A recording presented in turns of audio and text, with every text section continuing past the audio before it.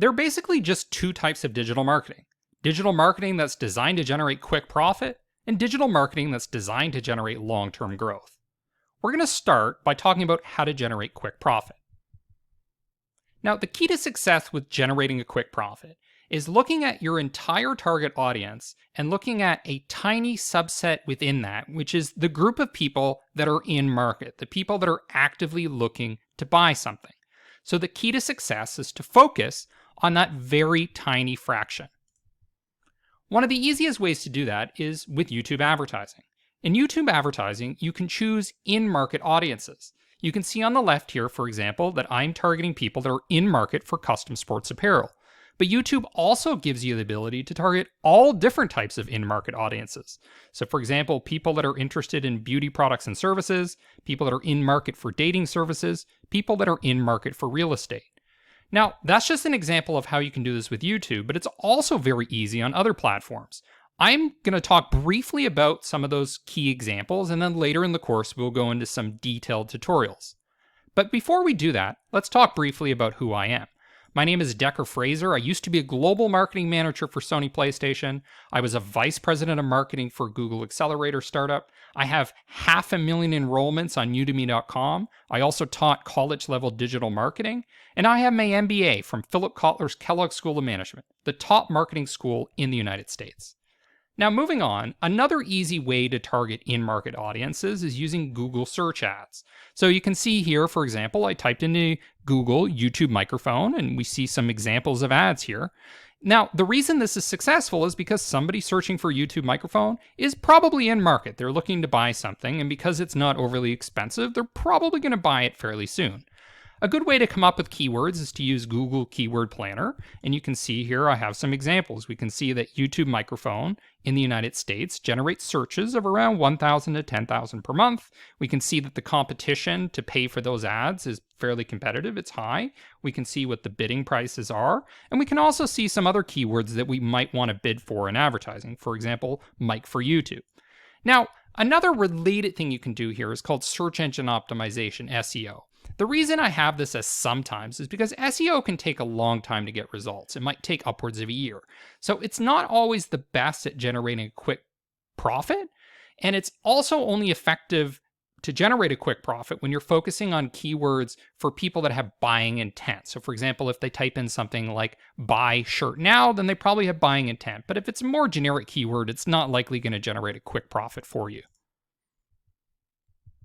Facebook ads is another very effective way to capture in-market audiences, but it's a little more complicated.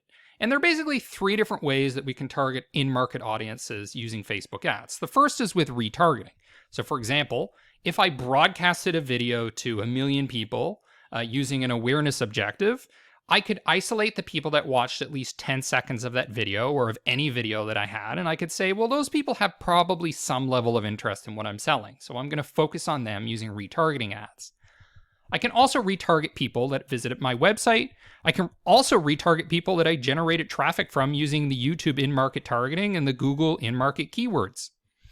Now, the second way I can target with Facebook ads is using an imported list. So for example, I might have an internal list for my CRM of people that engage with my sales team through live chat. Well, I can import those people into Facebook and target them specifically.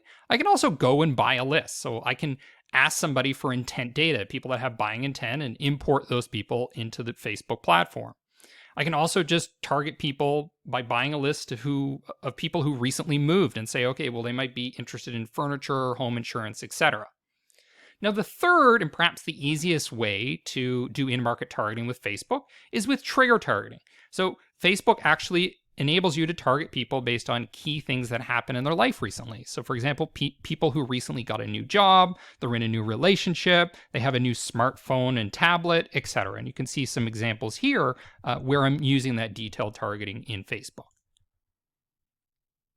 Quora ads is another very effective way. Now, the reach on Quora is not going to be as great on Facebook, but it's going to be very good at isolating people based on what topics that they're navigating through, what keywords they've been searching for, and what questions they're asking. So we can display ads in these specific categories. Later in the course, I'm going to talk about these other examples that perhaps a little less relevant in terms of generating a quick profit, but very good in terms of generating long-term growth. Spotify ads has this really cool ability to do real-time context advertising. So for example, people that are at dinner, people that are gaming, people that are cooking. So you can see that when somebody's cooking, they may be very receptive to buying something related to cooking, like a cookbook or perhaps a cooking appliance. When they're trying to relax or they're trying to do some gaming, they might be particularly receptive to buying something related to gaming. So that kind of contextual advertising, very good for generating quick term profit. Amazon ads is a great place to advertise because that is where people are going to shop, and perhaps there's nothing more in market than that. You can do that easily using keyword targeting. So I've done this, for example, to promote my Kindle books. And Amazon is a huge opportunity, especially if you're selling a product that people can buy very soon, very quickly, without a very extensive lead nurturing process. Now, I want to make a comment here that most of the platforms now, or at least of a lot of them, are going to have the ability to use an imported list. So if you have a list of people that you think are in market because of intent data, because of behavior that they've engaged with your company, you can import that into LinkedIn. You can import it into Twitter. You can see some examples here. You can import an audience into Reddit ads. You can import it into Snapchat ads here. And you can also do it with TikTok. So there is a very strong propensity to target these people with different platforms. One of the key things to keep in mind, however, is that Facebook and Google and YouTube as well are going to have the broadest reach. So you're highly likely to get a high match rate with those, whereas these might be a little too tiny to operate within. The other thing to keep in mind is that retargeting is available through most platforms. So, for example, with LinkedIn here, I'm a big fan of the retargeting options because I can simply retarget anybody that had any interaction with an image ad, which is very, very simple.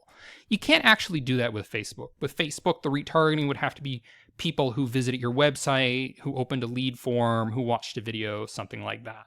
But the great thing about Facebook is the reach is much higher, so it makes it very powerful in terms of retargeting. Also, people use Facebook a lot, so it's highly likely that they're going to see your retargeting ad.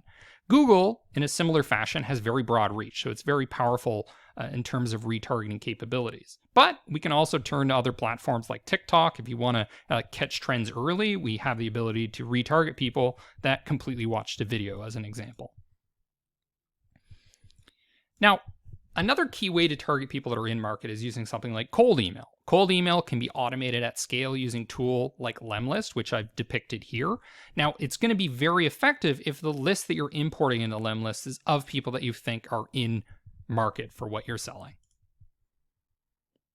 Now, the second type of digital marketing that we're going to talk briefly about is long-term growth. And this is really where the biggest opportunity is because most people, most of your target audience is not in market, upwards of 95% of them. So that is going to be the key to your long-term success, even though it may not generate an immediate profit. And the key way that we're going to drive long-term growth is with reach ads. Now, reach ads usually fall under the category of awareness, but then there's going to be a subsection in most platforms where you're able to optimize for reach instead of something else like impressions. So I've depicted here how to do that with Facebook, but you can do it with LinkedIn. You can do it with almost any platform like Spotify, etc., TikTok. Another key way to drive long-term growth is through partnerships. So forming partnerships with other companies, forming partnerships with influencers, forming partnerships with people that have much bigger reach than you have and leveraging them, piggybacking off them. One of the best ways I find to identify partners is to go to SparkToro, which is available with a freemium model, and you're able to type in certain keywords that define who your target audience is, and then SparkToro will spit out a list of brands, companies, pages, and people that you can align with to reach them and drive your long-term growth. Now, lastly, what I want to say here is there's a common mistake that people make with digital marketing. The first is they create content that doesn't generate a quick profit. The reason it doesn't is because it doesn't resonate with in-market buyers. So the kinds of content that will resonate with in-market buyers will be something like a top 10 list of the best website designers, something like a buyer's guide to B2B SaaS CRM software. That kind of thing quickly segues into a conversation that's going to generate sales pipeline for you. Now, the second big mistake is they create content that doesn't generate growth because it simply doesn't reach enough people. So the answer to this is to create just a few very important key content assets and distribute them widely through number one, reach advertising, and number two, partners that already have a lot of reach. Now, next in this course, we're going to go into some detail of specific platforms and give you the tools you need to drive your short-term and long-term growth.